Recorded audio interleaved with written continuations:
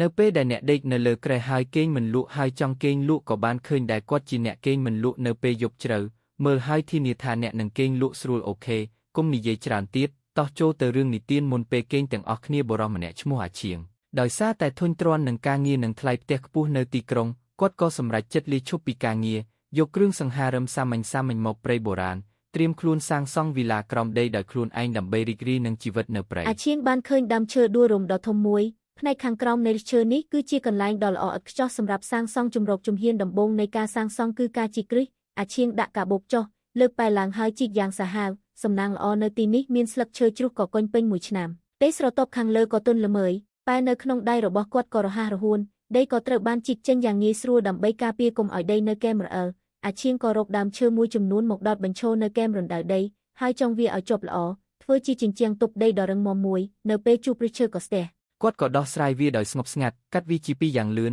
នៅពេលដែលរណ្ដៅកាន់តែជ្រៅទៅអាឈៀងមិនត្រឹមតែជីកបានគ្រោងឆ្អឹងគ្រឹះទេថែមទាំងប្រើឧបករណ៍តូចឆ្លាក់យ៉ាងល្អិតល្អន់នៅលើជញ្ជាំងដីដោយបង្ខំឲ្យបង្កើតជាផ្លូវរួមក្រោមដីរាងកន្លះវងមូលជំនាញនេះយ៉ាងហោចណាស់ក៏ត្រូវតែជាមនុស្សម៉ត់ចត់ដែរបន្ទាប់ពីជីកគ្រឹះរួចគឺដល់ពេលសាងសង់គ្រោងឆ្អឹងមេអាឈៀងប្រែកាយជាអ្នកកាប់ឈើសែងដើមឈើធំពីលើភ្នំមកគាត់ប្រើណាដៃកាត់យ៉ាងជាក់លាក់ហើយប្រើពូថៅកាប់ខ្នែងនៅចុងទាំងពីរនៃឈើដើម្បីធ្វើជាសន្លាក់ឃើញគាត់ដាក់ធ្នឹមដែលកែច្នៃរួចយ៉ាងរឹងមាំនៅចន្លោះដើមឈើធំពីរដើមដើម្បីធានាថាគ្មានកំហុសអ្វីទាំងអស់គាត់ថែមទាំងឡើងទៅលោតចុះឡើងដើម្បីសាកល្បងទម្ងន់បន្ទាប់មកគាត់ក៏ដាក់ឈើដំបងជាបន្តបន្ទាប់យ៉ាងជិតស្និទ្ធហើយចងវាឲ្យតឹងដោយខ្សែតូចបន្ទាប់មកអាឈៀងក៏ចូលទៅក្នុងបាតរណ្ដៅដំឡើងសសរទ្រូងប្រើញួរដំគោលឈើចូលទៅក្នុងចន្លោះប្រហោងសកម្មភាពទាំងអស់នេះគឺលូណាស់គ្រោងឆ្អឹងត្រត្រង់នៃវីឡា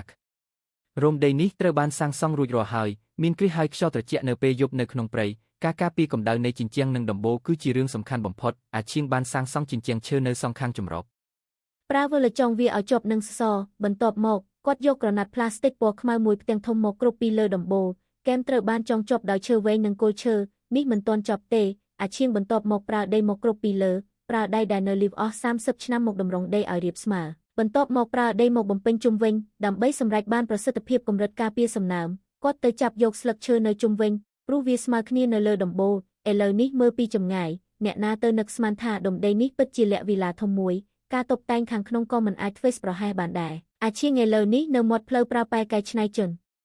តើឲ្យស្អាតហើយដំបង្គោលឈើដើម្បីពង្រឹងដោយគិតថាពេលយប់មិនអាចដេកលើដីត្រជាក់បានគាត់ក៏រកខោអាវចាស់មួយមកប្រើណាដៃកាត់មាត់ខោហើយហែកវាជាបំណែកធំនិងក្រាស់នៃសម្បកឈើនេះគឺជាក្រែធ្មឈើធម្មជាតិសុទ្ធសាធដែលល្អជាងពូកស៊ីមម៉ុងស៊ីទៅទៀតគាត់ក្រាលសម្បកឈើនៅបាតរណ្ដៅប្រើពូថៅកាត់គែមក្រែធំប្រណិតមួយក៏បានកាត់ឡើងបន្ទាប់មកគាត់ប្រើឈើដំបងតូចមកតម្រង់ជារូបរាងជណ្ដើរក្រាលសម្បកឈើធ្វើជាទ្វារដ៏ធំមួយដែលបិទជិតដើម្បីរក្សាកម្ដៅឲ្យបានល្អបំផុតអាឈៀងក៏បានប្រមូលស្លឹកឈើជាច្រើននៅខាងក្រៅដោយប្រុងប្រយ័ត្នគាត់បានស្ទះរាល់ចន្លោះនៅលើជញ្ជាំងឈើនេះគឺជាបច្ចេកទេសបិទចន្លោះនៅការដ្ឋានរបស់យើងគឺពិតជាទទួលបានការព្យាបាលយ៉ាងល្អពេលយប់ក៏ចូលមកដល់អាឈៀងក៏